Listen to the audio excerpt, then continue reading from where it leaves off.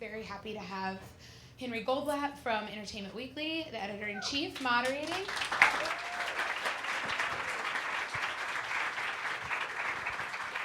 Along with, you're right there, inside of the couch. Yep. Along with Graham Yost, the creator of Justified.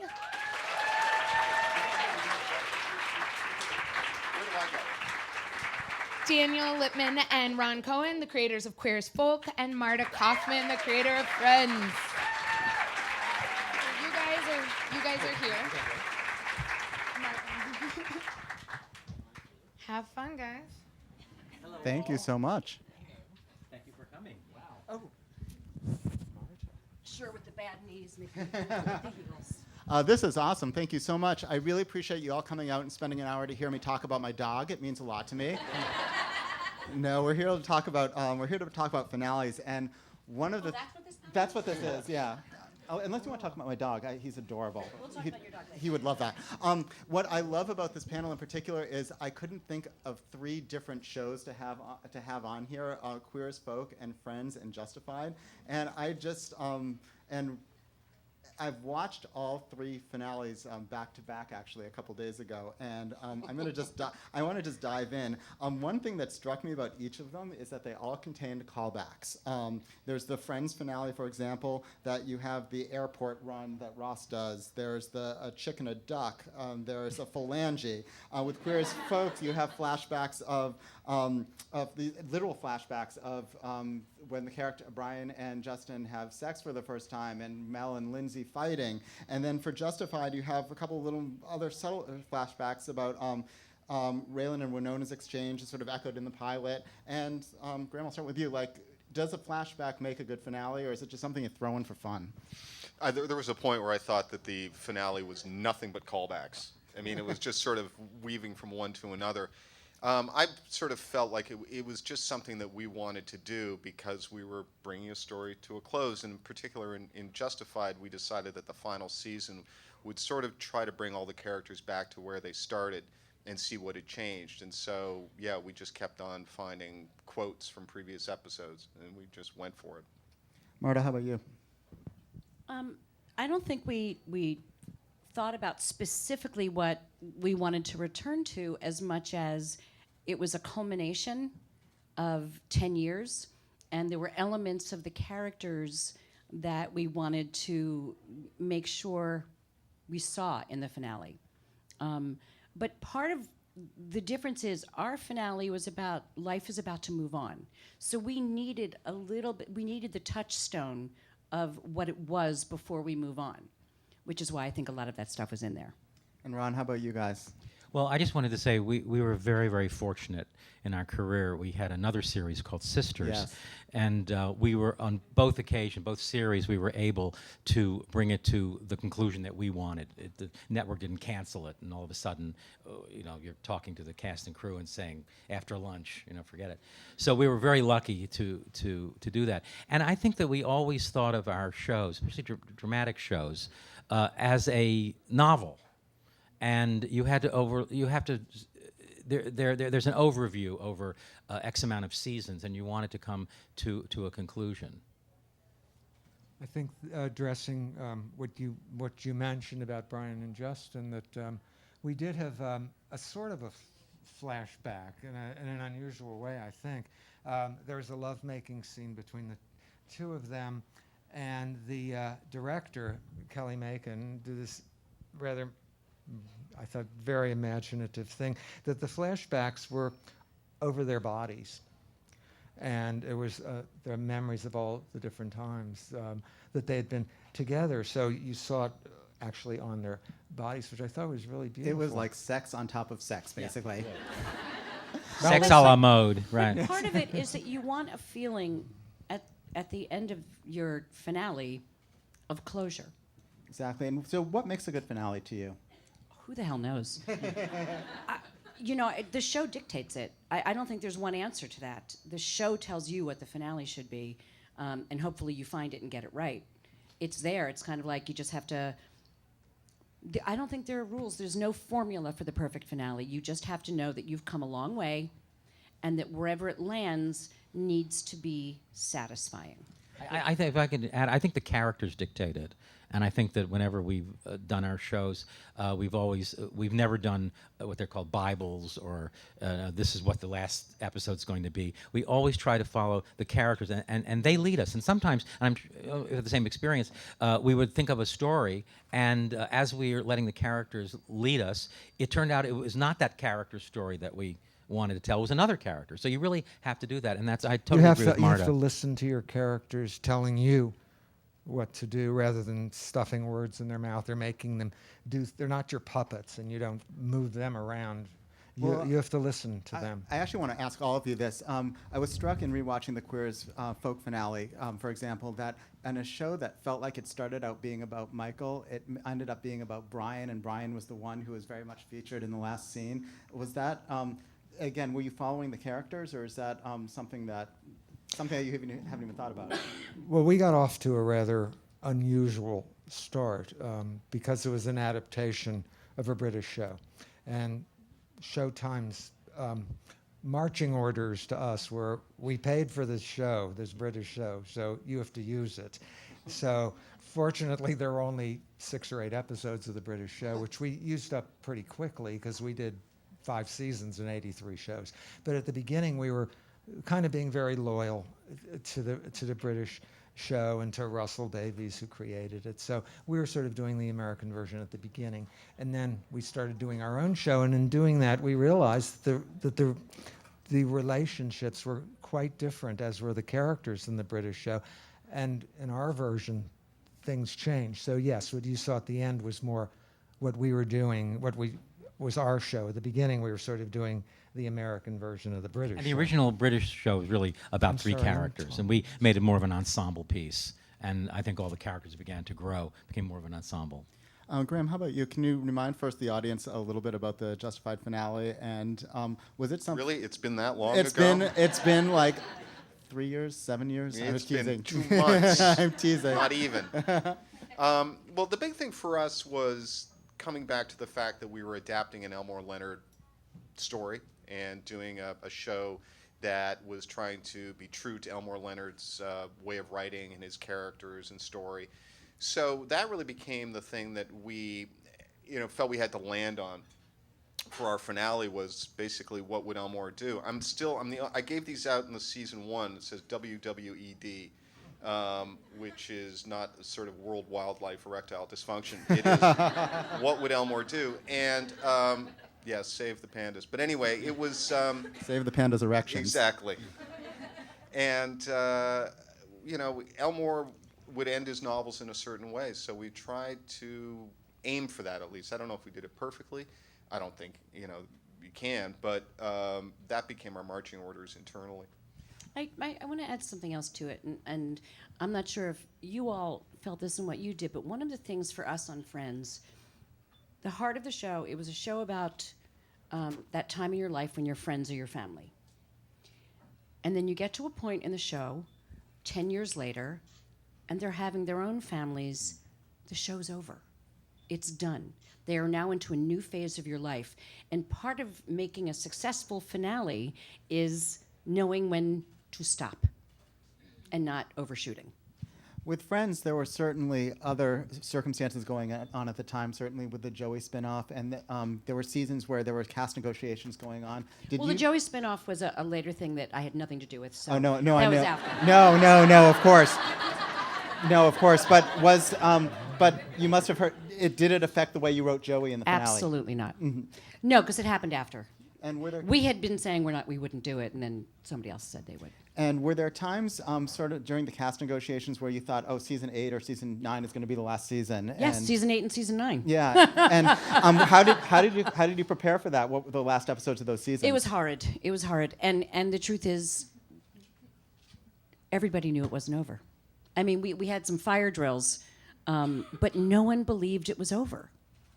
So we got another season, and then again, wasn't quite over until Monica and Chandler had their children, got their twins, and that's when we went, now it's over.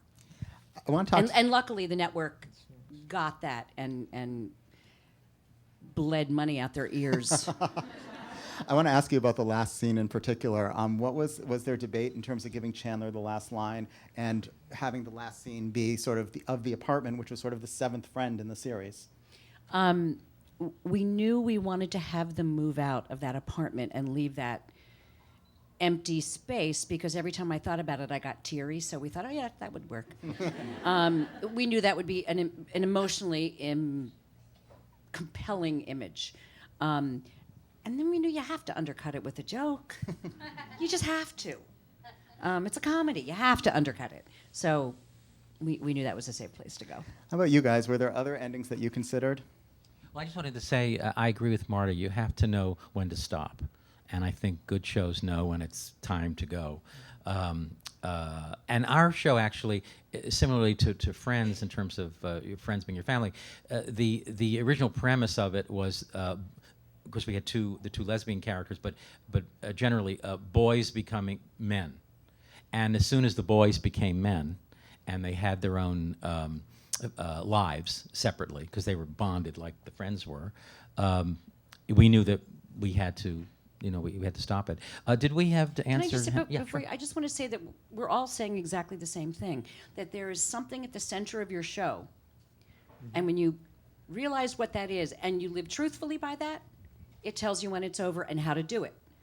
Yeah, I mean, for us, it was the centrality of the Raylan and Boyd relationship. I know it's been a long time since the finale, but we had to, our feeling was, and we've talked about this, is just, when do you run out of story? And we just felt like we could only sustain that relationship so long before, Boyd either had to die or go away to prison for good. And so, we felt that 6 years was enough. And they wanted 7, but it's in the new cable world where we were going to shoot an extra long 5th season and then divide that into 2 slightly shorter seasons. And also I want to say that would have killed us. The actors change. Actors grow, they get older, a little older. So what seems adorable and precious to begin with, after 5, 6, 7, 10 years, you say no, they're no longer 21. A middle-aged we Urkel doesn't work. We Although- never change. Right? Graham, was there ever any consideration of killing off one of your main 3 characters? There was always consideration, especially when they gave us notes. It's like, I know he's on the poster, I know his name is above the title, but Raylan's got to die. Yeah, we would go through the exercise of just, because we tried to, explore every possibility. So we would talk, well, do we want to kill off Raylan? And it was like, well, Elmore would never have done that. What about Boyd? And it's like, well, he certainly, it would be justified. Yeah. And, but then it really came down to, well, the story is about Raylan going home. Now he's finally going to leave Harlan for the last time, theoretically. If he hasn't had any growth, if he ends up just killing Boyd, then nothing has happened in the series. Then there's been no point to the series. So we decided that Boyd would live, and we never considered killing Ava.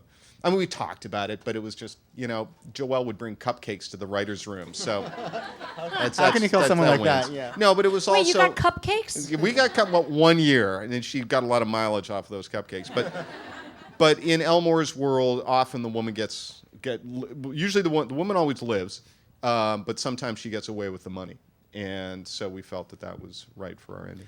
How important was it for you to have some sort of redemption for Ava and for Boyd? I don't know if there was really any redemption for Boyd.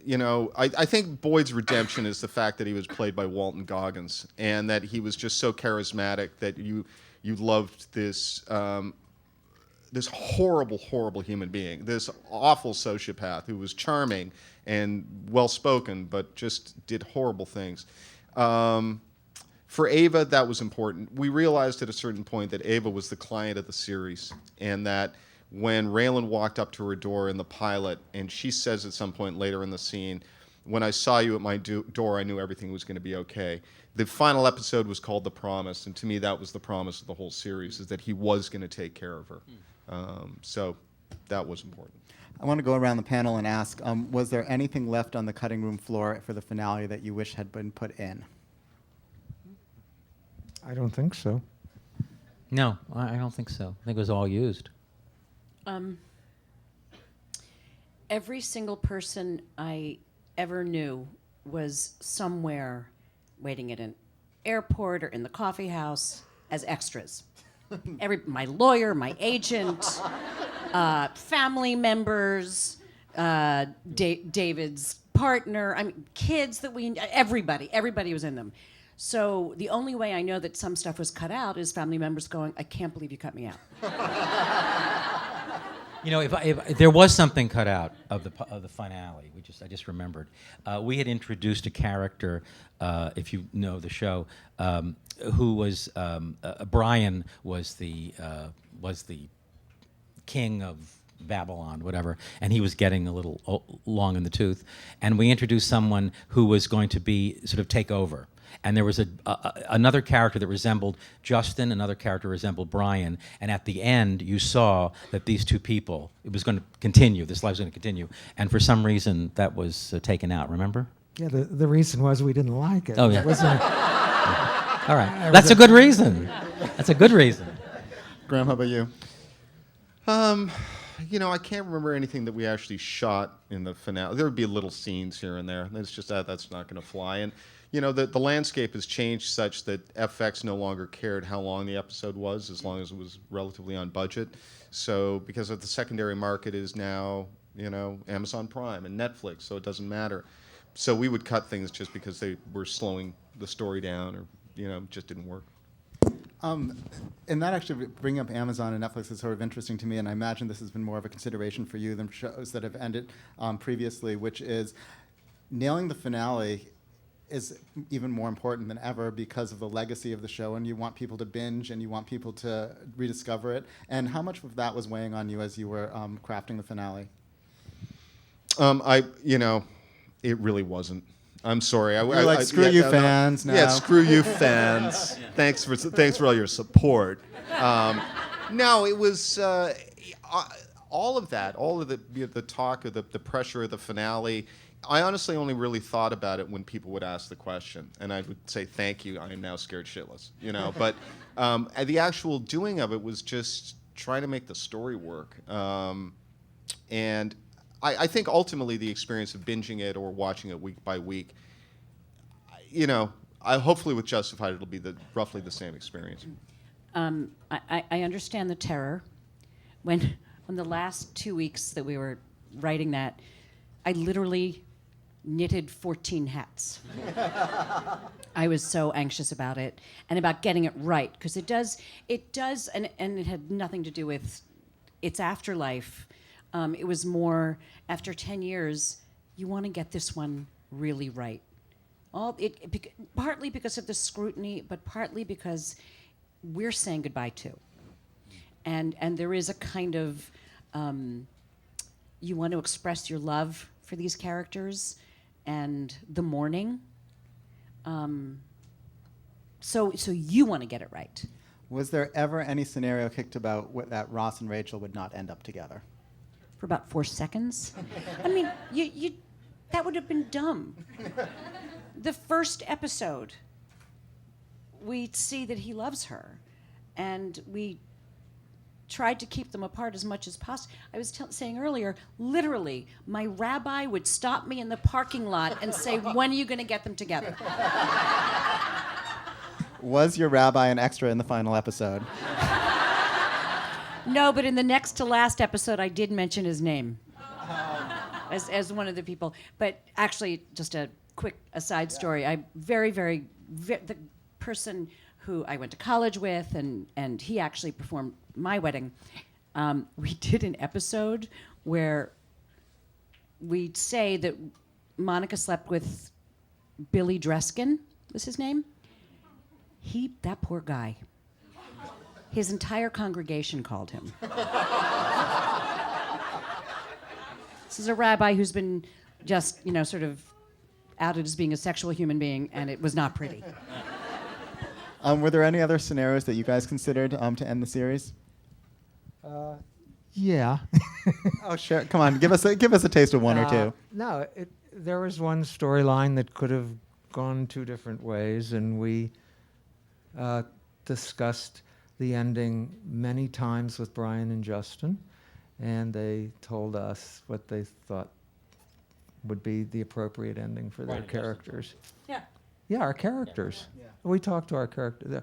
Listen, when you work on a show for 5 years and you're in Toronto, your make-believe characters become far more real than any real person in your life, because you spend so much time with them that, you know, sitting in a hotel room in the snow in Toronto for 8 months a year, you get a little loony. And yeah, they become very real to you. And so, yeah, we discussed that a lot with them. And the ending we chose, we thought was appropriate for the characters. And we actually, and part of the reason we didn't discuss it was talking to the characters. And first of all, they had a baby. They had a baby. That would have been lousy to not keep them together. Graham, what is the secret to writing a good goodbye scene? Oh, yeah, Graham, what's the secret? Well, actually, you have to update to Final Draft 9, and you can. There's a key you can press, and it'll write it for you. It's fantastic. You know, I don't know. God, you just try. I felt that our final episode, we had some bumps. There were some parts of it that we really struggled with. The last 15, 20 minutes or so really played kind of as written, although there were a lot of ideas that went into it, and the actors had ideas and other producers had ideas, and you know, we listened to them all, included some of them, and it just sort of, there was a certain thing with the show where you just had to have faith, and I think that with all shows you have to have faith, which is if you've got the right cast, you've got the right writers, you've got the right directors. In our case, you know, and got the right network, you just kind of, you know, just do your best and it'll kind of work out. And so we worked very hard, but there was this sense of it just kind of falling into place. Oh, we'll go here now. We'll go here. This is how we'll end it. The final lines of the series were suggested by Walton. He said he had a different context for it, but said, why don't we go back to the Doug Cole together line? And it was just, you know, it was not, I didn't debate it. I thought, oh, God, yeah, that's it. That's how we end. Yeah, I was going to say, I think one of the things that happens is you know when it's right. You know, you get, you know, a chill up your spine or a tear in your eye, and you know when it's right. You do. You don't always know when it's wrong, but you absolutely know when it's right, and you work really hard for it to feel right. But I also have to say, there's no secret to any of this. There's no formula. There's no one answer. It changes with every show. And I know It did you guys with do us. it with the characters. For me, it's the tone of the show will tell me. You know, the Elmore Leonard tone. You know what you want. There's a tone, and you have to land in that place. Also, I was going to say, by the time you'd fortunate enough and blessed enough to have a series that goes on for years, That gets an actual finale. finale, you are so entrenched. I mean, as a writer, in the world with the characters that you it does feel right. I mean, it would be difficult to write the finale as the first episode, you know, but by the time you get there, it leads you. I want to go around the panel and ask, as TV fans, what has your favorite finale been? I have two. Okay. Well, my favorite finale, I have to say, was the Bob Newhart show. That's one You of my remember that? two. Yeah.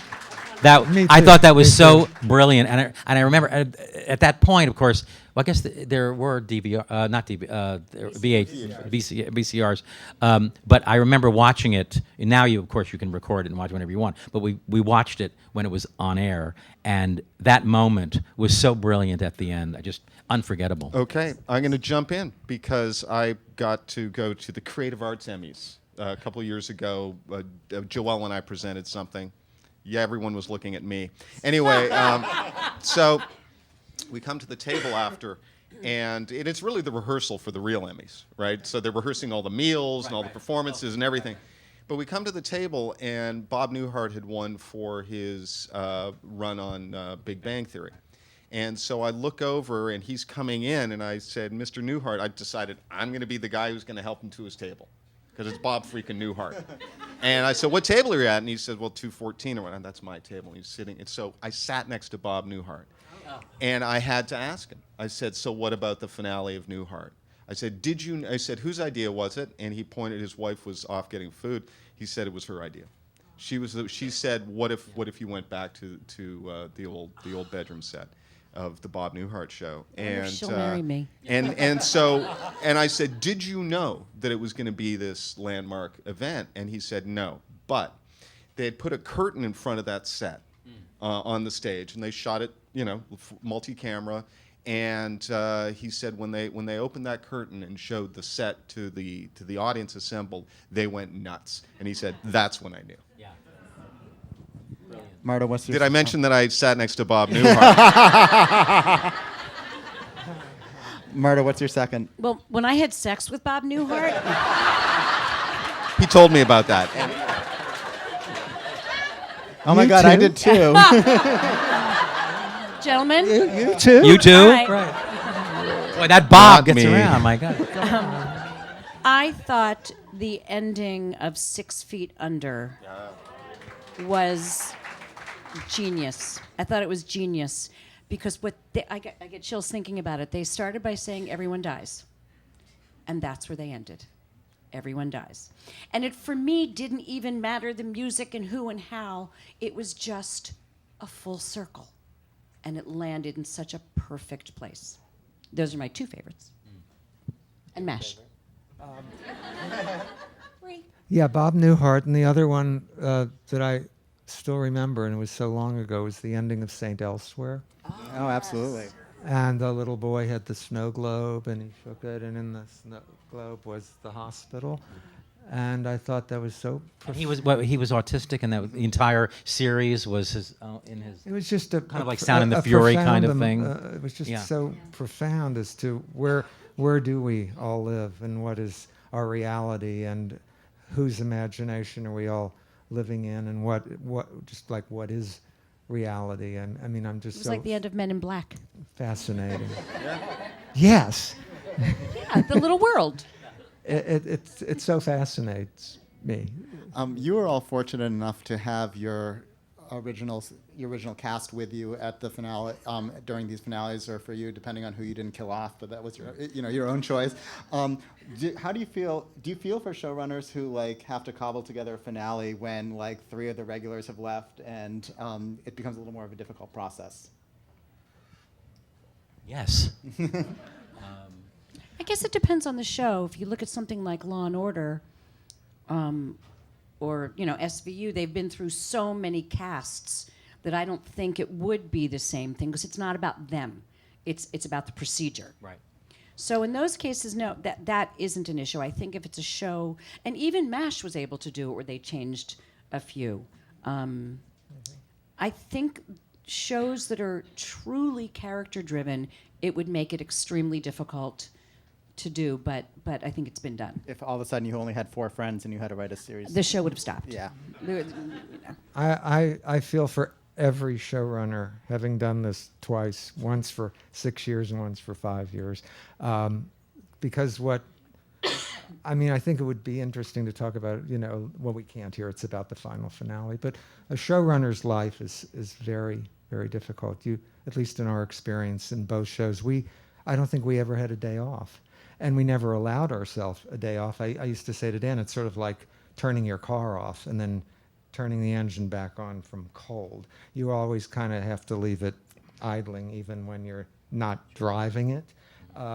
It is so life-consuming. I was once crying to Dan in the middle of Queer as Folk some winter in Toronto, and I said, I don't have a life. And he said, this is your life. And he's right, because you really have no other life. And I think that it's so necessary for all showrunners to be kind to one another personally or in the press, because whether you do a show that's brilliant and wins all kinds of awards, whether you do a show that gets canceled or that you might personally think isn't very good, you never try to do a bad show. And you try just as hard each time. And you give it so much of yourself, and sometimes it works and sometimes it doesn't. But the effort is so overwhelming and so life-consuming that I think, to quote Linda Lohman, respect must be shown. Have you watched your finale since it's aired? I just can't go back that far, man. That's 2 months ago.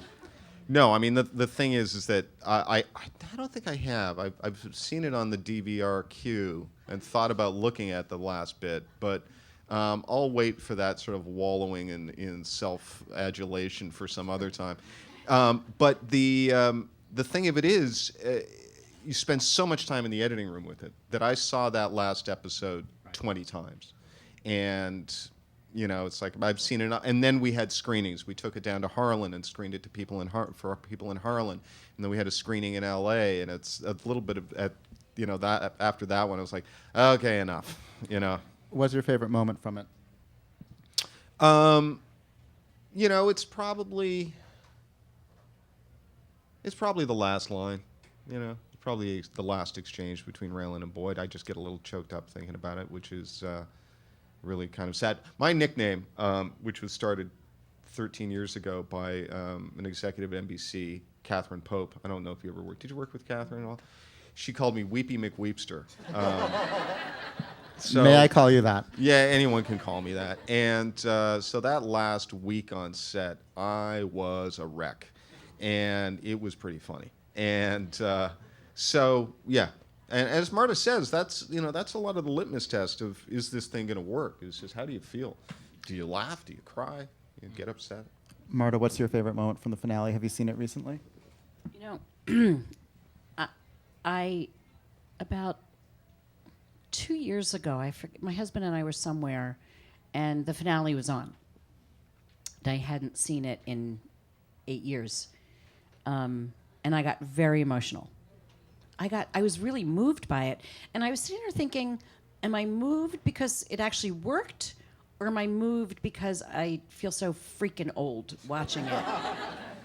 And I'm not sure of the complete answer, but for me, my favorite moment is the very last one also. That's the moment. How about you guys? Well, I have to admit, the finale is not my favorite episode, and I don't think it's my favorite episode, not because it was a good episode, but because of what Marta said. There's a lot of mourning that happens when you leave your characters. And to watch it, and also, not just the characters, but you see the actors who have, as I said before, who have grown. When you start a show, your actors will do anything for you. They're so thrilled to get the show, and then see the look of recognition. And then they're eating peanut butter toast during a rehearsal. Right, exactly. And then as you end, they are all looking now at this job that they're so thrilled to have gotten. And they're all, I don't mean to take anything away from them, but it becomes their day job. And now they're looking for the movie roles they're doing, and the others, the series are going to produce themselves because they can do it better, you know. And so there is that feeling when you watch the finale. But I will say my favorite moment is the very last moment, because what it is, it's Gail Harold, who played Brian. It was just him dancing alone. We don't know if this was Babylon was destroyed. We don't know if it really was, or in his imagination, whatever. But he was very much the center of that show in terms of being this this character, this gay male character that no one had ever seen before. Had he been a straight character, people would have called him a stud. Because he was gay, he was a slut. But he had this very masculine energy that I don't think that, and sexuality, never been seen before. And that was the final image. So that is tattooed on my brain. I really can't watch the last episode and separate what I feel for the episode and the sense of loss that this very important part of my life is over, and I'm never going to be with these people again, and I'm never going to write about these people again. And the reason Dan and I started writing series, which was the last thing in our mind, because we came from the theater and we came out to LA and we did a movie for TV that was very important to us, and it started our career, and we wound up doing a series, which was never our intention. But I think we both loved it so much because, as I'm sure you guys know, when you write either a movie or a play, the curtain falls, the end, you're never going to be with those characters again, and you really mourn them, and you say, God, I wish it hadn't ended. But with a series, you get to live with your characters, and they don't die after 2 hours, or they don't go away. And so that was so much a part of doing the series, being with them. So it's very hard to even think of the last both episode. Series, by the way, not just Sisters also.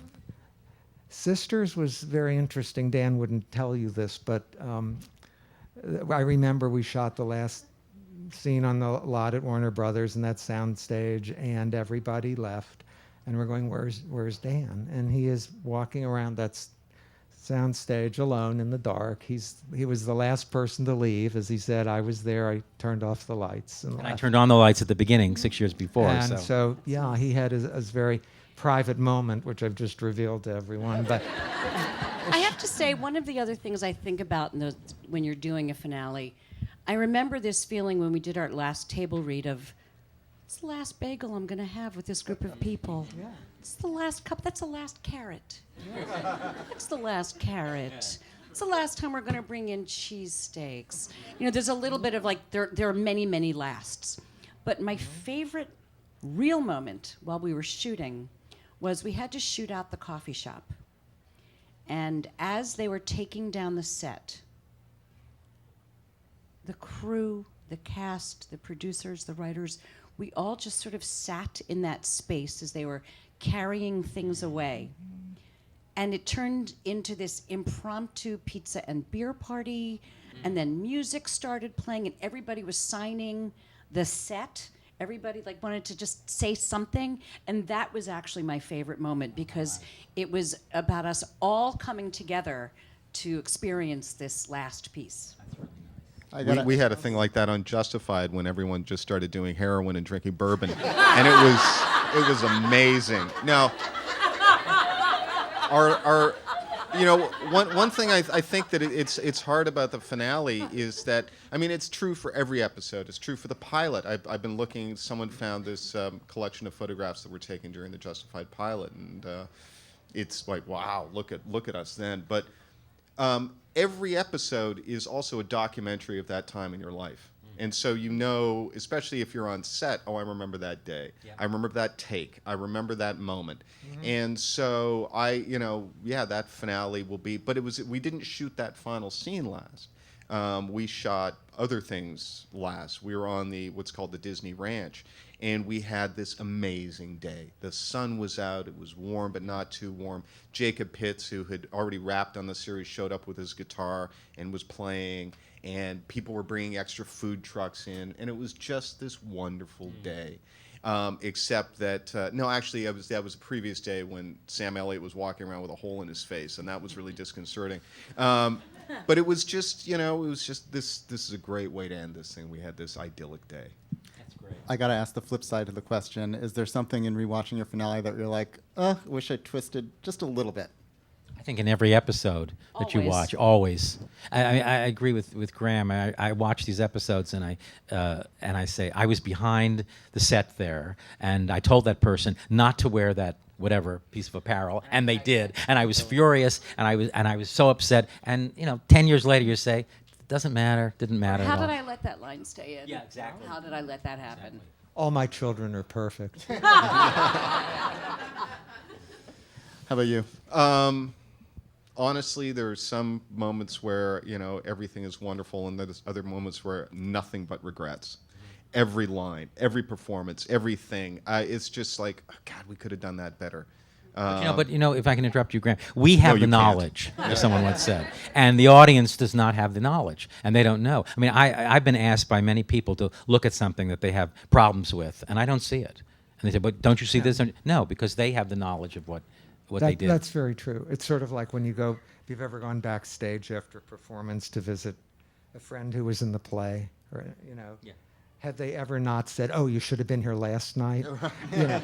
It's like inevitable. All right, but come on. You've also had the experience where you go backstage and you go, there's a lot of lines. You did a lot of lines. That was, wow, and the costumes are so pretty. I mean, both. If that's the I've never performance- seen anything like it. Yeah. If that's the performance you wanted to give, you certainly gave it. Yeah. That's a wonderful script. Where do you think you're going to sell it? I'm going to That's turn it true. over to fan questions in just a moment, but before I do, I want to ask, the ultimate fan question is, how much did fans sway your ending, if at all?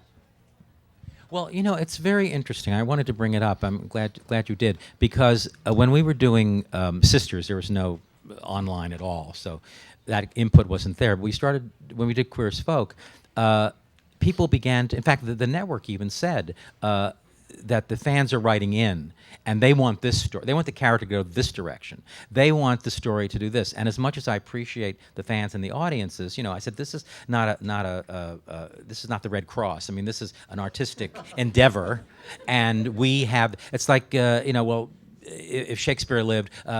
Hamlet shouldn't die. Well, Hamlet does die, and we had to make certain decisions. But I think that I'm just wondering if that has affected you at all, two of you. No, I don't listen to anybody. I agree. No, I'm serious. I listen to the inner circle, the writers, the director, Your the rabbi? cast. No. I shake his hand and go, thank you. The producers, the crew. I listen to the inner circle, but there are too many voices out there that are crazy. No, truly, crazy. They're crazy. And There's that guy in the back row who's just. and they want what they want for their own personal agenda. My job is to do the show I think is good, that I would watch, that I would be proud of. So I don't listen to those people. How about you? I mean, there's been. When did Queer as Folk wrap? That was 2005. 2005, 2007, 8. It was 10 Four? years ago. 4? 2004. So times have changed, but Right. I haven't. So I don't really pay attention to it, but there are other writers in the room who would say, wow, the Twitterverse exploded when this happened, or people really like that. But it's the same as, do you listen to the reviews? Well, that old saw, if you believe the good ones, you have to believe the bad ones, and 10 good ones don't make up for one bad one. But whatever, I do a little. I know that our 5th season didn't get the greatest response in some circles, but I gravitate to the critics who loved it, and them I agree with. But there were certain things like Raylan torn between Winona and Ava back in the 1st season, and I will say this: there was a certain thing that came up about Winona's character that people didn't like, and I did pay attention to that because we loved Natalie, we loved the character, and we felt, okay, then we're not doing a good enough job. Because we wanted that to be something to play with years down the road. So to that extent, yes, but I'm not someone who follows the social media in that regard. And Now I have to say, you can't, because listen, they're watching your show, and they have to have trust. their own shit. And they have to trust. You've invested with us. We'll do a good job. the one way we would listen to the audience is when we were shooting in London. And it was the first time when Monica and Chandler popped up out in bed. We had no idea what response that was going to get. We had to stop the show. People were screaming, and we kind of went, what? We thought it was just going to be like funny, and then we can get rid of it. And suddenly, the audience told us they've been waiting for that. And we had to rethink how we were going to keep going and how we were going to change the relationship. But that was not like a person. It was an entire immediate expression of joy. So you had to change the. You had a plan that they were going to be a fling, and you had to change the show accordingly. Yeah. Well, listen, we just broke some news here, folks. Marta and I worked together a long time ago on a show that she and David created that Norman Lear produced, and it was a half-hour comedy called The Powers That Be, with one of the greatest casts in history. I mean, Peter McNichol, and it just went on down the line. It was fantastic. Holland Taylor, John Forsythe. We got to work with John Forsythe. We did. But the thing in half hour was you go out. David Hyde Pierce. David Hyde Pierce. He had Beth the best, Berridge. best The opening best. Yeah. that any. I just to share that nobody ever saw this, but it was great. The character was suicidal, so he's in his room, and he's using the curtain strings to make a noose, and he gets up on a chair and he puts the noose around his neck and he jumps off the chair and the curtain's open. His first thing on screen for that. I love that. Oh, it was fantastic. David. Whatever became of him. But anyway, But you go and you do a version of the scene, and this and the audience is either laughing or they're not, and we quickly huddle and say, "Can we punch up that line?" And so there is that immediate response, especially in half hour. Yeah. You don't get to do that an hour long. That's right. You've got That's to sort exactly of right. just watch it in the editing room, and sometimes, if you're lucky, go back and fix it. And Now with a sometimes- finale, no chance of that. We can't go back and fix it. We've got to just do with what we shot. The editing room is the final chance to tell your story, and it gets rewritten a lot in there, and very often can make or break an episode. I want to open it up to audience questions. I imagine you have a lot. Right in front here. Oh, awesome. Okay. So my question is, how do you give people a conclusion and like finish it, but also keep people talking about it for 10 years, 2 months?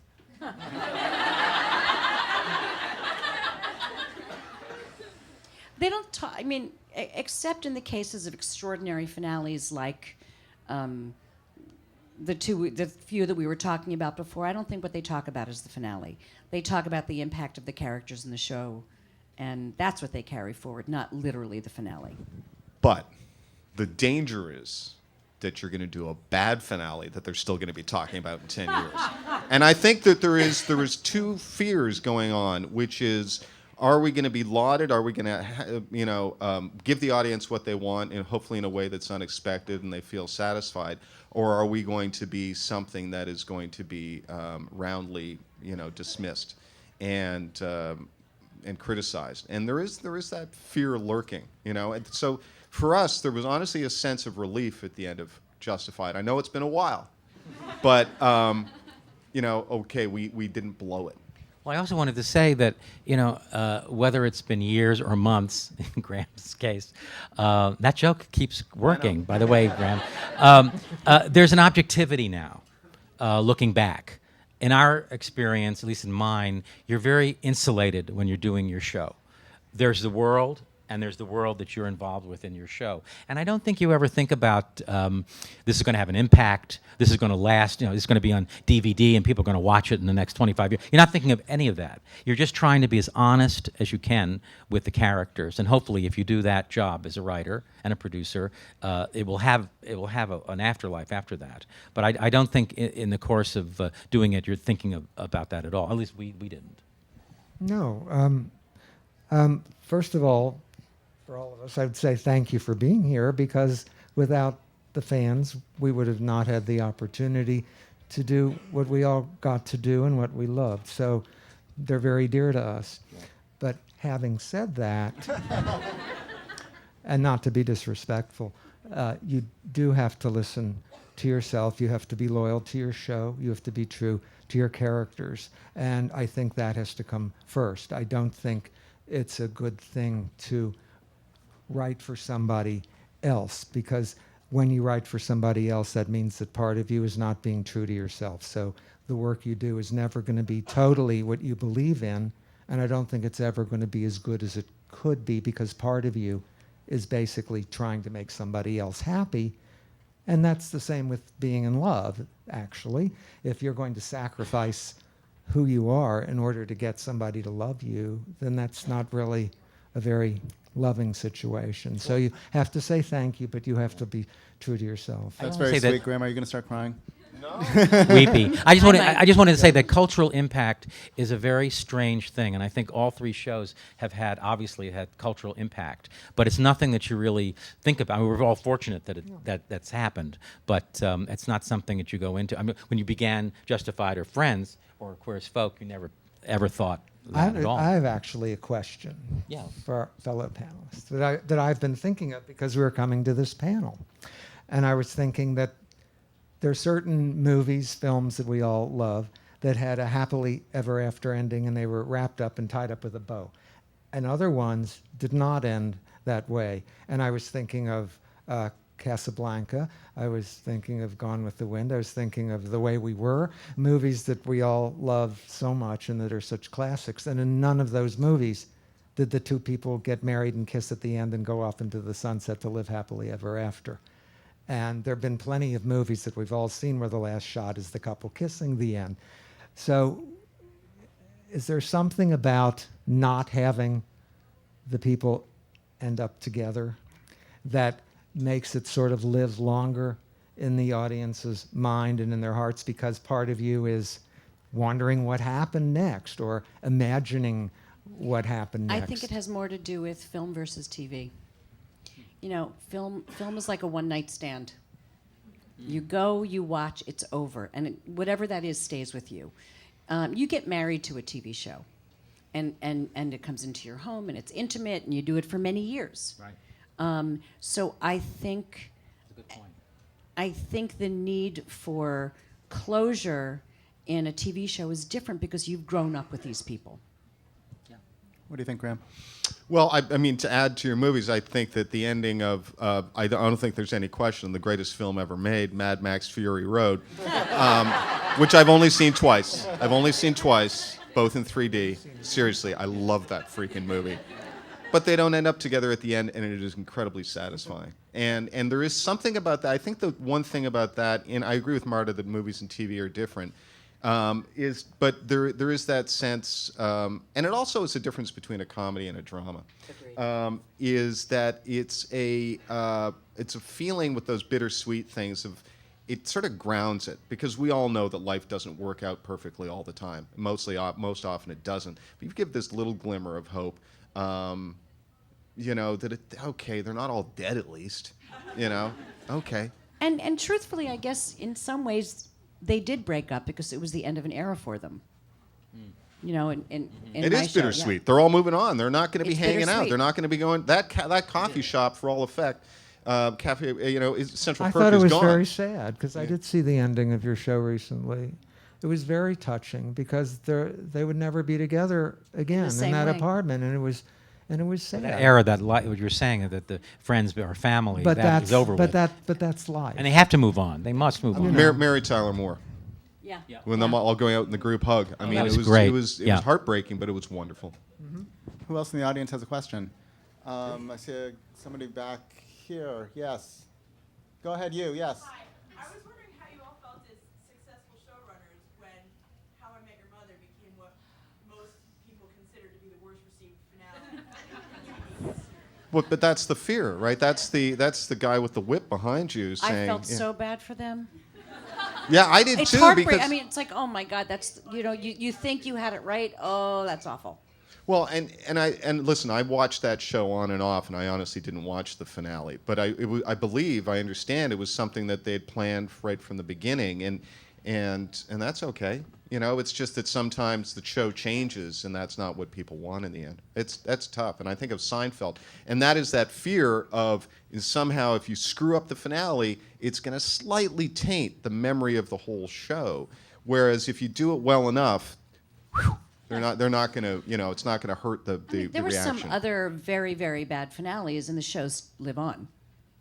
Well, that's an interesting point, which we were getting at a little bit earlier. Like, I wonder if it affects the bingeability of these shows, because if somebody's coming to the show fresh and they've heard rumblings that this finale is not very good, are they going to even bother? Are they going to go to a show like one of yours where they hear But it's there are terrific? shows that are great, except for one episode. Of course they'll watch.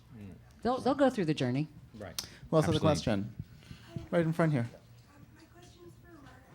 I'm wondering if you keep in touch with the cast of Friends, even though it's been many years since the finale. You know, I keep in touch with some more than others. When we did I did 2 series of, I did 5 short films on breast cancer and 5 short films on mental illness, and Jennifer Aniston also worked on that with me, and that was just in the past few years. You know, I run into them here and there, but not, you know, it's work relationship.